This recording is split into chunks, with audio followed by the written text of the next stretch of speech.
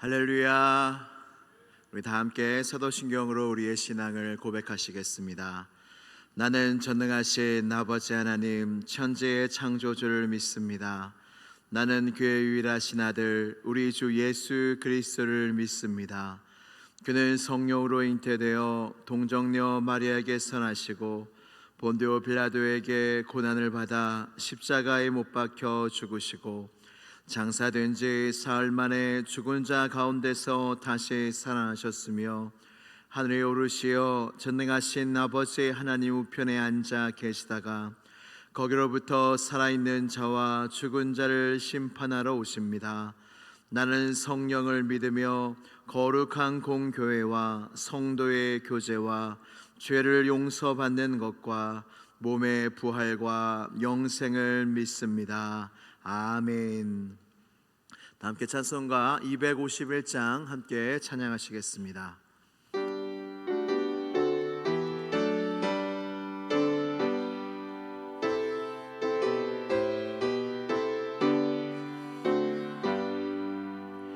놀랍다 주님의 큰 은혜 우리의 죄를 속하시려 갈보리 십자가 위에서 어린 양 보혈을 흘렸네.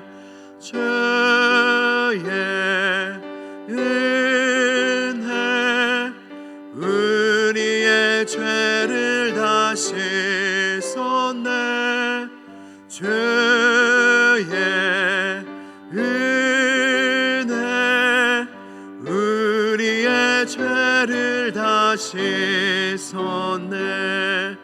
죄악은 성난파도 같이 우리 영혼을 위협하나 헤아릴 수 없는 주의 은혜 십자가에서 보이셨네. 주의 은혜 우리의 죄를 다 씻었네.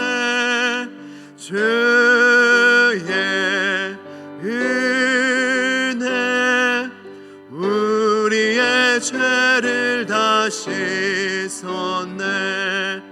죄악에 물든 영혼들을 주께서 피로 씻으시네. 지금도 흐르는 그 피에 눈보다 더 희게 씻으라. 주의 은혜 우리의 죄를 다 씻었네. 주의 은혜 우리의 죄를 다 씻었네. 피할 수 없는 그 은혜를 믿는 자에게 거저주네. 형제여 주 앞에 나와서 더 지체 말고 고파들아. 주의 은혜 우리의 죄를 다 씻었네. 주의 은혜 우리의 죄를 다 씻었네. 아멘. 오늘 우리에게 주시는 하나님 말씀은 마가복음 13장 24절에서 37절의 말씀입니다. 마가복음 13장 24절에서 37절까지의 말씀입니다. 신약성경 78면에 있습니다. 마가복음 13장 24절에서 37절까지 말씀을 한 절씩 교독하신 후에 마지막 절은 함께 봉독하도록 하겠습니다. 그때에 그 환란 후 해가 어두워지며 달이 빛을 내지 아니하며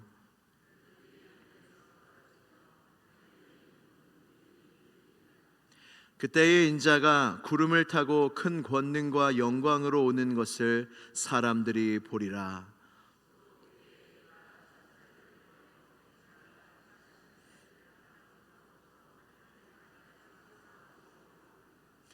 무화과 나무의 비유를 배우라. 그 가지가 연하여지고 잎사귀를 내면 여름이 가까운 줄 아나니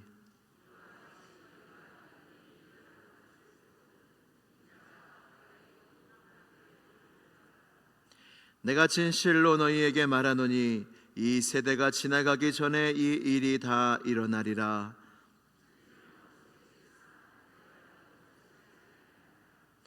그러나 그 날과 그 때는 아무도 모르나니 하늘에 있는 천사들도 아들도 모르고 아버지만 아시느니라.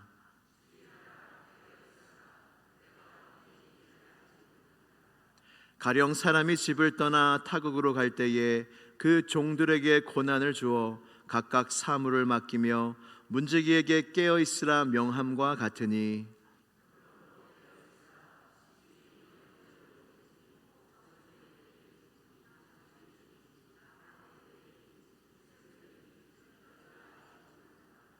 그가 후련히 와서 너희가 자는 것을 보지 않도록 하라. 깨어 있으라. 내가 너희에게 하는 이 말은 모든 사람에게 하는 말이니라 하시니라. 아멘. 하나님의 말씀입니다. 할렐루야. 고난 주간은 예수님이 우리를 위하여 고난 당하신 날을 기억하고 기념하고 그렇게 묵상하는 한 주간인데, 우리가 이때 기억해야 될 것이 무엇이냐면 예수님의 고난 자체를 묵상하는 주간은 아니라는 겁니다. 예수님의 고난만 바라보면 슬픔만 가득할 것입니다. 그 고통이 얼마나 심할까만 생각이 들 것입니다. 그런데 이 고난 주간의 진정한 의미는 예수님의 고난도 묵상하지만 이 고난 너머에 있는 그 예수님이 왜 우리를 위하여 그렇게 고난 당하셨는지, 왜 십자가를 지셨어야 했는지, 그 고난과 죽음, 십자가 너머에 있는 우리를 향한 주님의 마음과 뜻을 헤아리는 것이 고난 주간의 진정한 목적입니다. 주님께서는 우리가 그저 주님의 고난과 순환과 죽음을 그저 슬퍼하기를 원하지 아니하십니다. 예수님이 십자가를 지시고 골고다 언덕을 올라가실 때에 많은 여인들과 무리들이 가슴을 치며 울면서 예수님을 따라왔습니다. 그때 예수님이 그 여인들을 바라보며 하신 말씀이 무엇이냐면 나를 위해 울지 말고 너희와 너희 자녀들을 위하여 울라 라고 말씀하십니다. 주님은 그때에도 그 고통 중에도 무엇이라 말씀하시냐면 그저 나의 고통으로 인하여 슬퍼하지 말라는 거예요. 도리어 이 패역한 세상 속에서 살아가야 할 너희 자신과 너희 자녀들을 위하여 울라고 말씀하시는 겁니다. 그래서 우리는 예수님의 고난 자체에 집중하기보다 주님이 왜 그렇게까지 고난과 죽음을 우리를 위하여 기꺼이 당하셨는지, 그리고 이 세상에 남겨진 우리를 위한 주님의 뜻이 무엇인지 헤아리는 고난주간이 되어야 한다는 것입니다. 어제 월요일의 일, 예수님이 성전에 입성하셔서 성전을 깨끗하게 하신 일에 대해서 말씀을 나누었습니다. 예수님이 성전에 들어가셔서 이 마지막 일주일 동안에 많은 말씀을 하셨고 유대인들과도 많은 논쟁을 하셨습니다. 이 일주일간의 말씀들이 참으로 중요합니다. 그래서 이 말씀들은 마치 여러분 일주일, 자신이 죽을 거를 일주일 남겨두고 하는 모든 일들과 말들이 중요하지 않겠습니까? 예수님의 유언과 같은 말씀이 이 일주일간 이루어지고 선포되어집니다. 예언의 말씀들 중에 무슨 말씀이 있냐면 예루살렘 성, 이 예루살렘 성이 파괴될 것을 예언하셨습니다. 돌 하나도 돌 위에 남지 아니하고 이 예루살렘이 다 무너뜨려지리라. 주님의 이 예언의 말씀은 서기 70년 실제로 일어나게 됩니다. 성전이 로마군에 의해서, 티투스 장군에 의해서 파괴되게 됩니다. 예루살렘이 군대들에게 에워싸이는 것을 보거든 멸망이 가까운 줄 알라 말씀하셨는데, 로마군이 예루살렘 성을 4개월 동안 에워싼 건 역사적으로 밝혀진 사실입니다. 그리고 주님이 말씀하셨습니다. 칼날에 너희가 죽임을 당하며 포로가 될 것이다. 이때 유대인들이 수십만 명이 죽게 되고 포로로 끌려가며 전 세계에 퍼지게 됩니다. 이 예언의 말씀이 하나도 남김없이 다 이루어졌습니다. 그 뒤에 주요하게 하신 예언의 말씀이 또 하나 있는데, 그것은 예수님이 다시 오실 때의 징조입니다. 우리 마가복음 13장 24절에서 25절 말씀을 함께 봉독하도록 하겠습니다. 시작.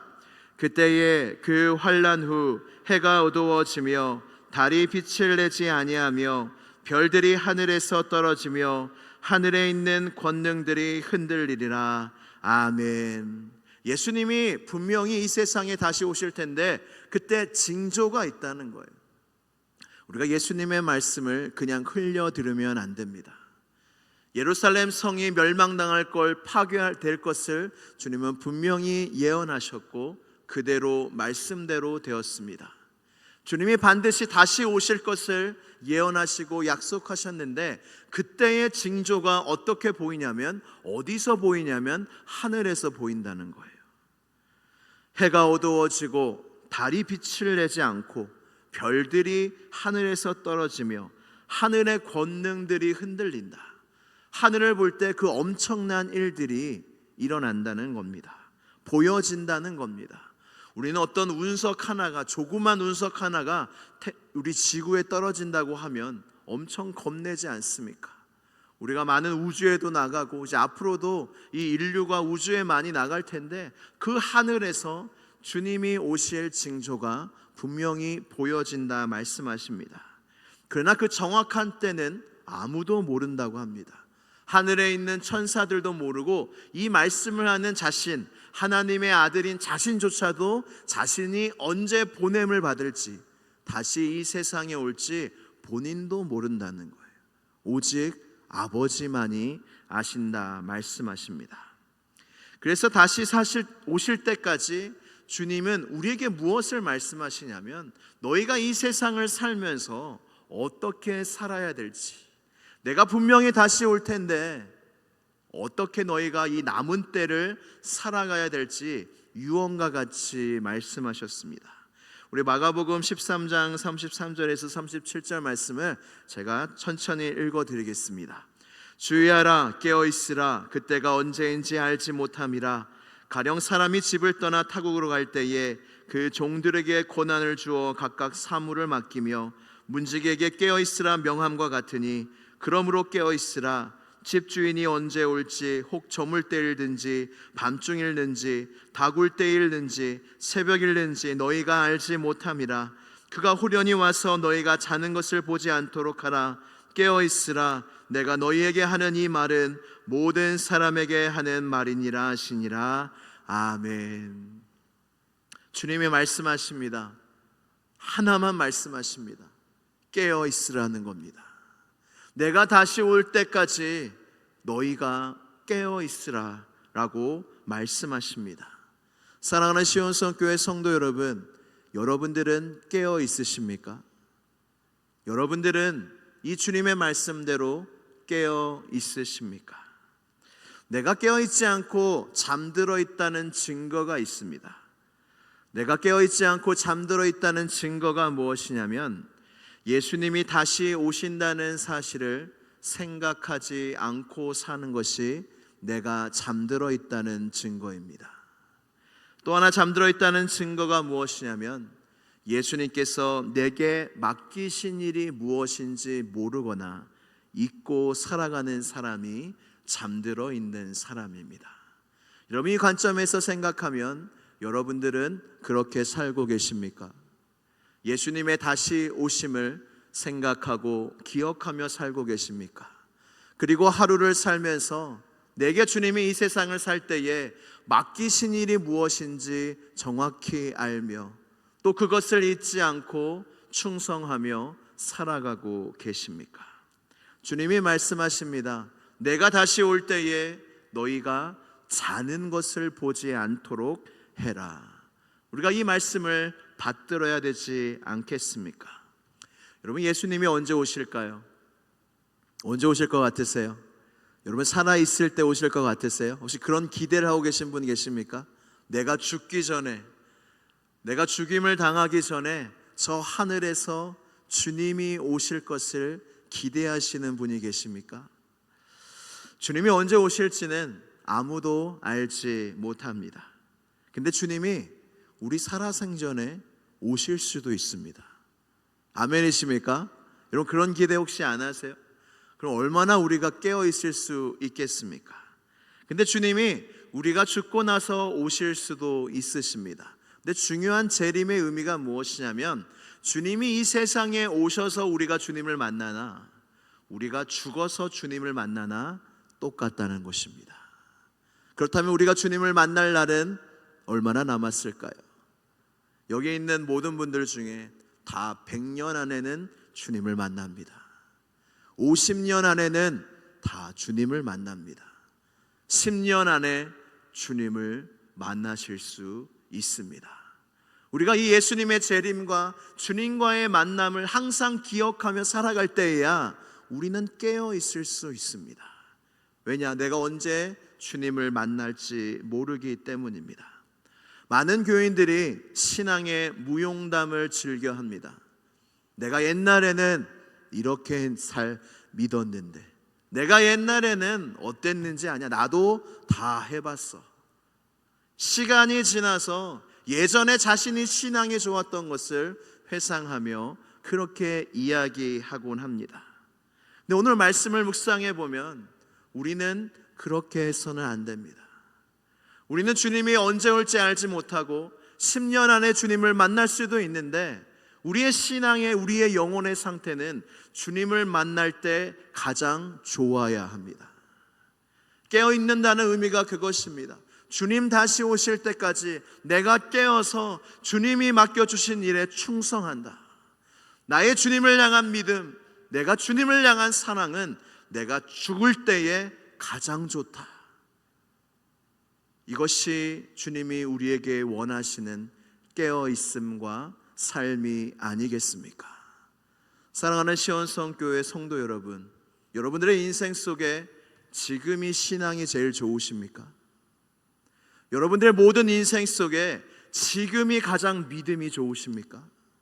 가장 영혼의 상태가 좋으십니까? 가장 주님께 충성하고 계십니까? 주님이 언제 오실지 알지 못합니다. 우리가 언제 주님께 갈지 알지 못합니다. 우리의 소원은 늘 깨어 있어서 나의 믿음과 주님을 향한 사랑이 더 커져가고 후퇴하지 않고 주님을 만날 그때에 너 어찌하여 잠들었니? 이 이야기 듣지 않고 너가 가장 나에게 충성했구나. 너가 깨어서 끝까지 나에게 충성하며 깨어 있었구나. 칭찬을 받는 것이 그 사람이 내가 되어야 하고 우리가 되어야 한다는 것입니다. 사랑하는 성도 여러분, 기억하십시오. 먼저 된 자가 나중되고 나중된 자가 먼저 될 수 있습니다. 우리의 신앙은 연수가 아닙니다. 우리의 신앙은 직분이 아닙니다. 우리 주님 앞에서 내가 얼마나 깨어 있느냐, 주님 만날 날을 내가 어떻게 준비하고 있는가, 내가 오늘 내게 맡겨주신 일에 나의 주인 되신 예수님께 얼마나 충성하고 있는가, 우리가 하루하루 이것을 깨어서 생각하고 기억하고 지킬 때 우리가 언젠가 주님 만날 때에 칭찬받지 않겠습니까? 내가 왔는데 깨어있는 종을 보면 주님이 얼마나 크게 기뻐하시며 칭찬하시겠습니까? 사랑하는 시온성교회 성도 여러분, 깨어 있으시기를 축복합니다. 주님이 다시 오실 것을 기억하며 사십시오.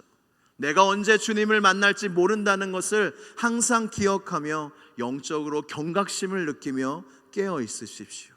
그리고 오늘 내게 주신 사명, 그 사명을 감당하도록, 우리가 나이가 아무리 들어도 마지막까지 우리에게 주신 사명이 있는데 그것은 기도입니다. 가정을 위하여, 교회를 위하여, 나라를 위하여, 마지막 숨을 거두는 그 순간까지 내가 입술을 말은 못하더라도, 듣지는 못하더라도 나의 임종의 마지막 순간에 내 마음속에 기도할 수 있지 않겠습니까? 그래서 우리는 기도의 사명이 있는 겁니다.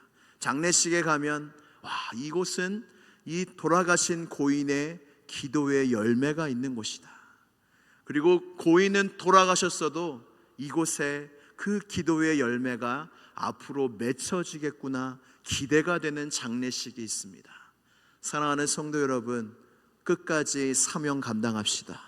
끝까지 주님 오실 것을 기대하며 언제 주님과 만날지 모르는 우리의 인생 속에 늘 깨어서 주님만 바라보며 나아가시는 우리 모두가 되기를 주님의 이름으로 축복합니다. 우리 함께 기도드리시겠습니다. 기도하실 때 말씀을 생각하시면서 하나님, 이 고난 중환 가운데 내 영혼이 잠들어 있다면 다시 깨어나게 하여 주시옵소서. 주님 다시 오실 날들을 기대하고 기억하게 하시고 오늘 내게 주신, 주님이 주신 일들 가운데 충성하여 나의 주인 되신 예수님의 마음을 시원케 하는 하루가 되게 하여 주시옵소서. 주여 한번 부르짖고 간절히 기도하겠습니다.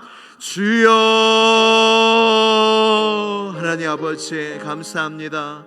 하나님, 우리의 심령과 우리의 마음속에 주님의 은혜와 사랑이 충만하기를 원합니다. 우리가 깨어있는 영혼을 가지길 원합니다. 주님이 다시 오실 것을 기다리길 원하고 고대하길 원하며, 우리가 영적으로 깨어서 언제 우리가 주님을 만날지 모르는데 하루하루 주님께 충성하며 내게 맡겨주신 일에 충성하며 살아가는 우리 모두가 될 수 있도록 주여 역사하여 주시고 주여 인도하여 주시옵소서. 주님이 돌아가시기 전에, 순환당하시기 전에 마신 이 말씀을 우리의 마음에 새기게 하여 주옵시고, 그로 말미암아 잠들어 있던 영혼이 깨어나며 주님을 바라보게 되며 우리가 주님께 칭찬받는 우리 모두가 되게 하여 주시옵소서. 참 좋으신 하나님 아버지 감사드립니다. 우리의 심령과 우리의 마음속에 하나님의 영이 충만하기를 원하여, 그리하여 우리의 영혼이 깨어나기를 원합니다. 조는 자는, 잠들어 있는 자는 자기가 조는 줄도 잠든지도 모를 때가 많이 있습니다. 주여, 성령과 말씀의 빛을 우리의 마음 가운데 비추사 우리로 하여금 깨어나게 하여 주시고 빛 가운데 회개케 하시며 주님이 다시 오실 날을 준비하는 우리 모든 시온성교회 성도들 다 되게 하여 주시옵소서. 예수 그리스도의 이름으로 기도드리옵나이다. 아멘. 하늘에 계신 우리 아버지, 아버지의 이름을 거룩하게 하시며 아버지의 나라가 오게 하시며 아버지의 뜻이 하늘에서와 같이 땅에서도 이루어지게 하소서. 오늘 우리에게 일용할 양식을 주시고 우리가 우리에게 잘못한 사람을 용서하여 준 것 같이 우리 죄를 용서하여 주시고 우리를 시험에 빠지지 않게 하시고 악에서 구하소서. 나라와 권능과 영광이 영원히 아버지의 것입니다. 아멘. 아버지 감사합니다. 주여 우리에게 은혜를 주시고 주여 우리에게 함께하여 주시고 주여 성령으로 충만할 수 있도록 주님께서 도와주시고 역사하여 주시옵소서. 주여 믿습니다. 주여 믿습니다.